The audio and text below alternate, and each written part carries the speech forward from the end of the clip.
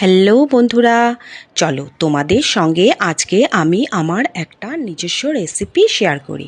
সেটা হলো শাহি broccoli recipe. এই রেসিপিটা আমি কিছুটা নিজের আইডিয়া থেকে বানিয়েছিলাম, তাই তোমাদের শেয়ার করছি।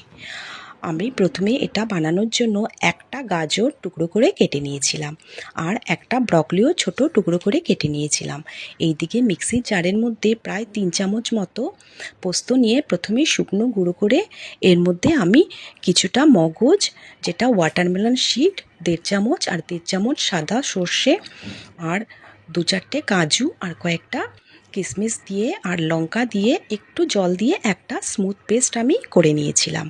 এইদিকে কড়াইয়ের মধ্যে সাদা তেল দিয়ে প্রথমে আমি গাজরগুলো তেলের মধ্যে দিয়ে দিয়েছিলাম। গাজরগুলো হালকা একটু ভাজা করে এরপর এতে আমি ব্রকলিটা দিয়ে দিয়েছিলাম।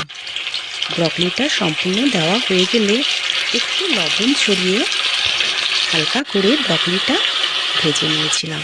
যেহেতু ব্রকলিটা খুবই সফট, তাই একদমই কম ভেজেছিলাম।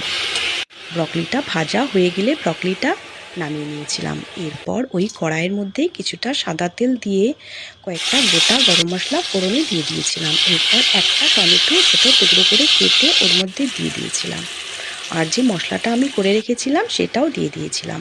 আর মশলাটার সঙ্গে একটু লঙ্কা গুঁড়ো আর একটু জিরে গুঁড়ো দিয়ে মশলাটা খানিকক্ষণ ধরে তেলের মধ্যে কষিয়ে নিয়েছিলাম।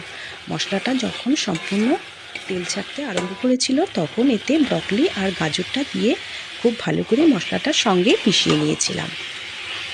মশলাটার সঙ্গে সম্পূর্ণ মেশানো হয়ে গেলে পরিমাণ মতো জল দিয়ে কিছুক্ষণ ফুটিয়ে নিয়েছিলাম।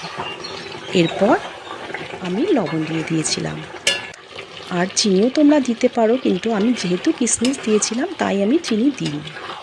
শুকনো শুকনো করে আমি নামিয়ে নিয়েছিলাম। এটা কিন্তু খুবই টেস্টি একটা রেসিপি বন্ধুরা।